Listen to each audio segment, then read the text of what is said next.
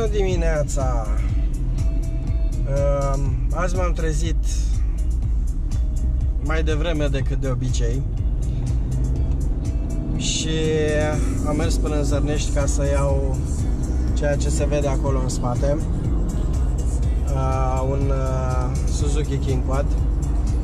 Am niște prieteni în vizită în zonă și ieșim într-o zi de miercuri. Chiar mă gândeam ce mod mai frumos de a-ți petrece o zi de miercuri poate fi decât să dai o tură cu ATV-urile. Așa că a trebuit să mă duc să iau un King Quad, fiindcă doi dintre noi avem ATV-uri, al treilea nu are și atunci a trebuit să luăm un ATV cu care să se dea.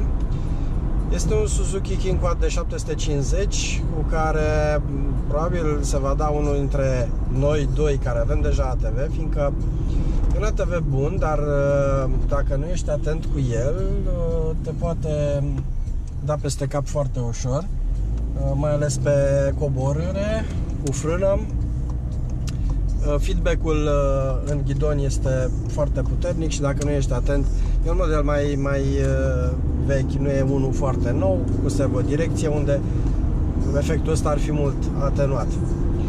Așa că trebuie să ajung la locație să las ATV-ul din remorcă, trebuie să merg la mine acasă la vreo 7 km, după care să mă schimb, să-mi iau echipamentul. Și astăzi voi încerca să fac și primul meu vlogging. Am echipat casca în așa fel încât să se preteze la așa ceva. Și sper să avem o zi frumoasă, relaxantă. O să alegem niște trasee destul de ușoare, ținând cont că unul dintre noi este începător. Și sperăm să se simtă foarte bine. Legat de ATV-ul din spate, vreau să fac câteva precizări legat de cum se așează un ATV pe o remorcă sau platformă. Și ce e important de știut este că nu trebuie să fie nici pe față pus ca centru de greutate, fiindcă remorca va apăsa pe cârligul mașinii și cârligul nu este construit să suporte o apăsare mai mare de aproximativ 80 de kg sau 50 de kg pe el, nici chiar atât. Iar dacă este așezat pe spate, sunt și niște filmulețe pe YouTube care arată aspectele astea. Dacă centrul de greutate este pe spate, atunci la o anumită viteză remorca are tendința să șerpuiască, ceea ce îi induce un balans puternic și ei și mașinii și este foarte probabil ca să se răstoarne acea remorcă. Deci, greutatea trebuie pusă centrat pe punte, astfel încât nici remorca să nu fie lăsată pe spate, nici să nu fie lăsată pe proțap și să apese foarte tare acolo. Și bineînțeles, nu e bine să ne deplasăm cu o viteză foarte mare atunci când tractăm o remorcă cu încărcătură, întrucât, foarte interesantă treaba asta, nu am știut, dar am vorbit cu un mecanic foarte priceput în remorci. Rulmenții remorcilor sunt concepuți pentru a suporta greutate, nu viteză, și ei la peste 100 de km pe oră, de fapt viteza ideală cu o remorcă ar fi undeva la 80-90 de km pe oră, frecarea devine foarte, foarte puternică și se încălzesc de la frecare și atunci când se încălzesc se pot deforma, se pot dezintegra, poate chiar să sară o roată. Eu de fapt mai de mult într-o iarnă, curios lucru, probabil am încălzit rulmenții înainte și atunci când am luat remorca iarna și am tractat, pur și simplu mi-a sărit o roată. Bine, aveam viteză mică, eram într-o localitate, mi-a sărit o roată de la remorcă și la un moment dat nu știam de ce mașina trage mai greu. Și când m-am uitat în oglindă, remorca o trăgeam pe o parte pe tamburi. Roata a luat-o și s-a oprit într-un gard. Bine, putea să fie un om acolo. Deci trebuie tratată cu seriozitate treaba asta. Și bineînțeles trebuie să fiți atenți la categoria pe care o aveți la permis și la ansamblul pe care îl trageți, pe care îl conduceți de fapt. De ce? Fiindcă nu trebuie să depășiți 3500 de kilograme pentru categoria B pe ansamblu. Și cum se calculează acest lucru, cum face și un polițist dacă vă oprește, ia actele remorcii și cele ale autoturismului pe care îl conduceți și adună masa maximă autorizată a autoturismului cu masa maximă autorizată a remorcii, indiferent de încărcătura dintr-una sau din cealaltă, da? Și le adună pe cele două și compară cu limitele legale și, bineînțeles, mai verifică în talonul autoturismului și masa maximă pe care o poate tracta autoturismul și o compară cu maxima autorizată a remorcii sau platformei. Deci spuneam 3500 de kg pentru categoria B, 4250 de kg categoria B cu adeverință. Se face un curs de o săptămână la o școală de șoferi, se dă o adeverință care se merge la poliție cu ea, dar am înțeles că s-ar fi schimbat ceva în ultimele luni din punct de vedere legislativ și s-ar fi dat drumul până la 4500 de kg, 4250 fără adeverință, dar trebuie să facem o întrebare la poliție pentru treaba asta. Și bineînțeles tot ce depășește această greutate a ansamblului se conduce cu categoria B+E și iarăși remorca mai grea de 750 de kg la fel se conduce cu categoria B+E. Ce am eu în spate acum este o remorcă de 1300 de kg. Eu am categoria B+E și mașina poate să tracteze remorcă cu sarcină maximă autorizată de 1600 de kg. Deci din punctul ăsta de vedere sunt în regulă. Ne auzim mai târziu și sperăm să facem un montaj frumos.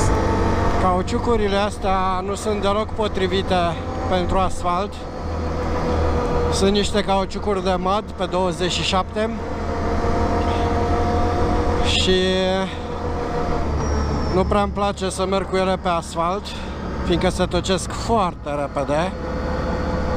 De asta și în curbe merg mai ușor.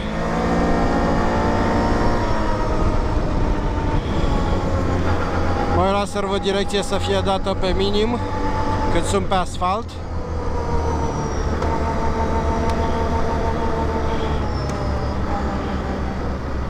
Ok, am ajuns și la benzinărie.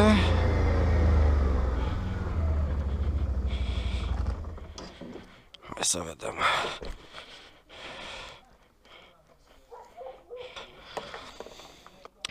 O să-mi facem unul așa, să fie uscat, și unul așa. Okay. Primul lucru care trebuie să-l faci înainte să te urci pe ATV este să te asiguri că toate buzunarele sunt închise, atât la geantă cât și la tine, fiindcă poți avea bani și poți să rămâi fără ei. E un sistem, ăsta e unul dintre cele mai bune sisteme pe care le-am găsit. Este un sistem pentru bicicletă și se blochează și e foarte, foarte fain. Ok. Aici sunt în regulă. Da, și acum următoarea problemă, să-mi pun și ochelarii. Foarte important, fiindcă îți pot lăcrima ochii și dacă îți mai intră și ceva în ochi, este un disconfort foarte mare pe ATV. Și acum principala prioritate este să ieșim de pe drumul public, nu din motive legale, fiindcă acest ATV este matriculat, ci deoarece cauciucurile se tocesc foarte tare pe asfalt Vă spuneam mai devreme de DPS, de servodirecție, că am verificat să fie pe minim cât sunt pe asfalt. Și asta întrucât pe asfalt forțez servodirecția. Ea oricum are un mod de protecție. Dacă este forțată chiar și în off-road, ea se dezactivează temporar, după care se activează din nou. Iarăși foarte important este, chiar dacă afară pare cald, să ne îmbrăcăm corespunzător. Nu mă refer neapărat la echipament, care înseamnă pantaloni adecvați, combinezon, dacă nu, sau geacă corespunzătoare, mânuși și bocanci. Și pur și simplu la cât de gros ne îmbrăcăm, fiindcă una este când stăm pe loc și pare o vreme plăcută și alta e la 89 de km pe oră, la chiar și 1 grad, 2 grade plus, cum sunt azi. Vedeți că se mai vede zăpadă pe alocuri, da? Ei bine, la viteza asta, temperatura resimțită este cu 8 până la 10 grade mai scăzută. Astfel încât este foarte important să ne îmbrăcăm adecvat și să avem spații de depozitare care, atenție, să nu fie ocupate. De ce? Păi, spre exemplu, dacă ne îmbrăcăm prea gros și la un moment dat în pădure ne deplasăm cu viteză mai mică și întâlnim porțiuni mai dificile, e posibil să ni se facă foarte cald și atunci va trebui să dăm jos poate un plover pe care trebuie să-l punem undeva.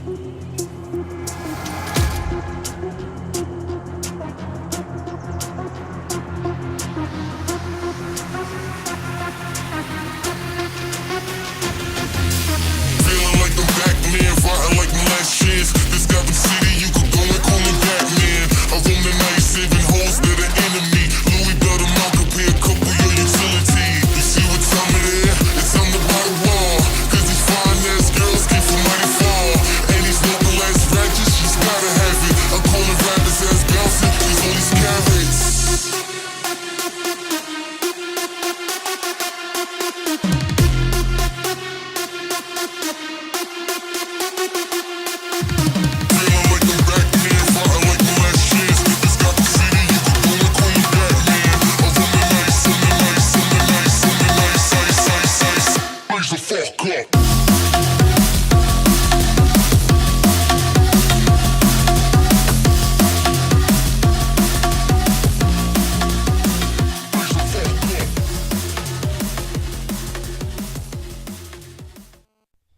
suntem pe drumul de întoarcere și sunt curios cum David va aborda porțiunea asta din dreapta. Aici e adâncă, trebuie să ia tot pe acolo, dar să-i dea tare. Ce lejereanu! Nu am nicio treabă.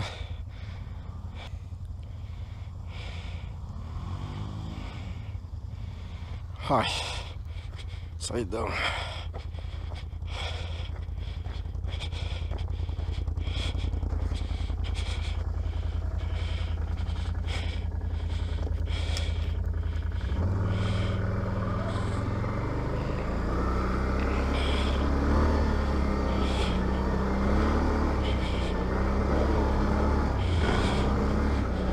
Foarte frumoasă ziua de azi pentru o asemenea plimbare.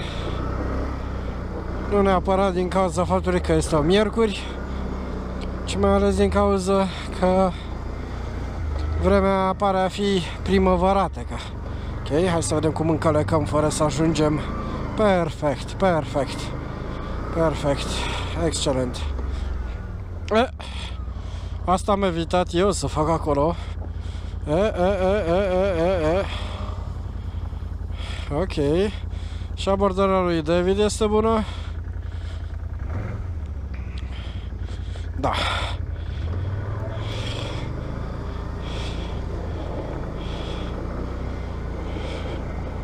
Ok, sper să nu alunec în dreapta, că este foarte adânc șleaul. Spatele are tendința să alunece, însă nu aș vrea. E perfect. Sunt foarte mulțumit de cauciucurile astea, Gorilla Silverback. Chiar m-au ajutat foarte mult și au făcut față cu brio la zăpadă, noroi și condiții asemănătoare. Aici facem dreapta.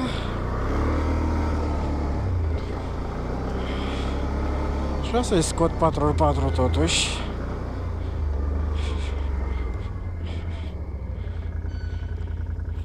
Ok, am scos 4x4, perfect.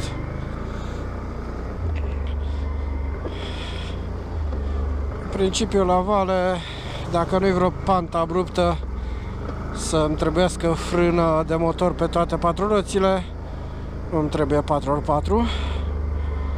Este suficient spatele, fiindcă cauciucurile au un profil foarte agresiv și atunci reușesc să țină destul de bine ATV-ul. Chiar mi-era dor, pot să spun, să mă dau pe așa o vreme, pe așa un pământ apus, puțin lutos. Ok, aici încălecăm. Perfect. Hai să vedem ce se întâmplă și în spate. Ok.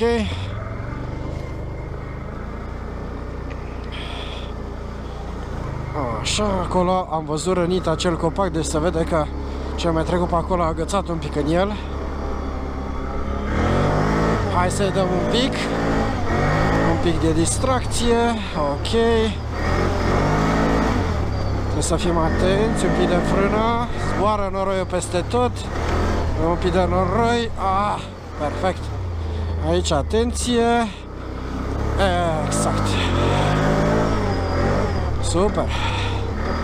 Un pic de acțiune așa, din când în când nu strică. Ușor cu frână. Deja simt că au scăzut un pic. A scăzut un pic eficiența frânelor. Dacă se udă discurile, iau un timp până... De asta din când în când trebuie să mai ciupesc frâna, astfel încât să fie destul de eficient atunci când am nevoie de ea. Opa! Frână... Bun. Aici era copacul, trebuie să pun și frâna de picior ca să reduc la timp. Da. Scade. Ia să vedem. Nu, că agăț în craca aia. Și n-am chef. Ok. Maxim stânga. Da. Hai să vedem și pe ceilalți cum vin la vale. E curată camera? E curată, ceea ce e lucru bun. Aha, aha, îl văd printre copaci. Polarisul de 500.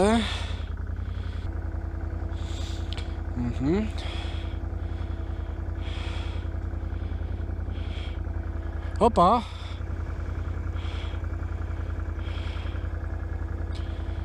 Da. Hai să vină și băieții.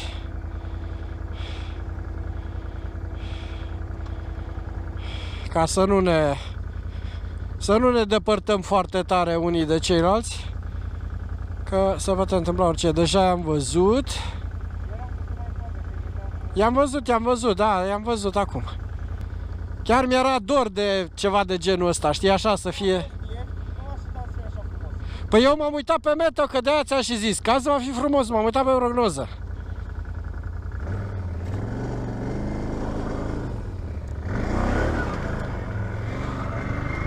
Ok. De multe ori coborârea este mai periculoasă decât urcarea. Și de asta trebuie să fim foarte atenți. Șleau. Aici nici să accelerăm foarte tare, nici să frânăm foarte tare. Deja avem șleau în dreapta, să nu ne tragă. Nu-s probleme, un pic de frână. Șleau, iarăși, șleau, un pic de frână, nu prea multă și deja accelerăm un pic să nu ajungem cu o roată pe șleau, că după aia nu prea mai ieșim și ne schimbă și cursul. Așa.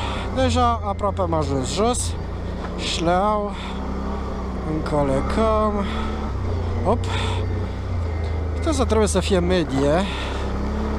Și e foarte important pe șleau ca să aibă grip cauciucul pe lateral. Să agațe bine pe lateral. Asta e foarte important. Acum trebuie să ieșim din șleau cu accelerare.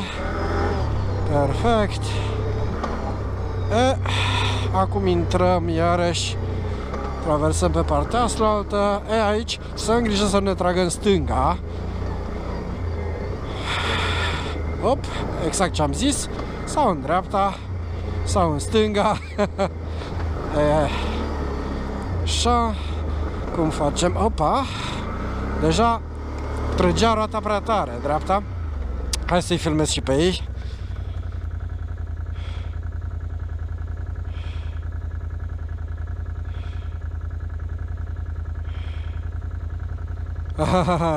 Cam greu de acolo fără 4x4. Ok, a cuplat și fața. Aha, și acum va lua dreapta și va coborî pe acolo. Prea din scurt. Mie să nu se complice. Nu mai poate. Dat înainte și acum încearcă să iasă pe drumul din dreapta. Ne cuplează fața? Sau ce se întâmplă? Ok. Da, mai bine o lua drept. Nu înțeleg de ce vrea să facă chestia asta. Da.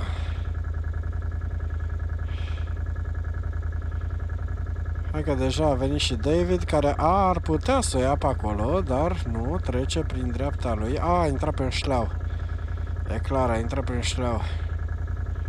Acolo. Nu, dacă nu i-a plăcut drept.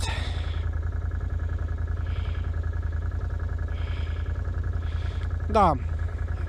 Așa se întâmplă când intri pe șleauri, dacă nu poți să ieși la timp, după aia te cam chinui.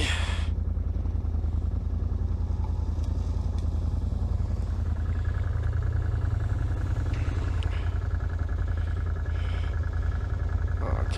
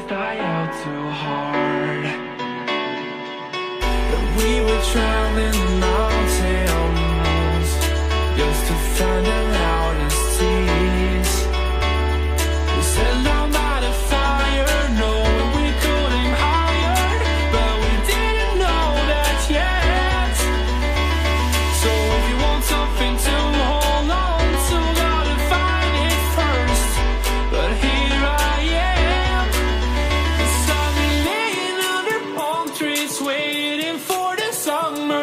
No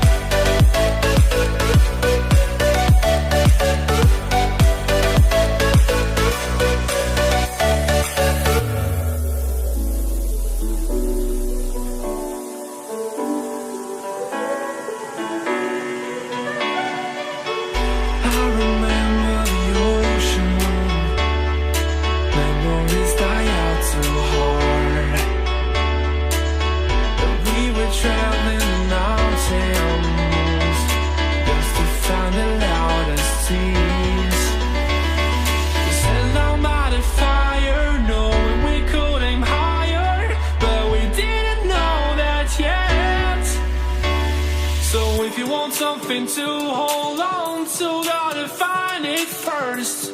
But here I am, 'cause I've been laying under palm trees waiting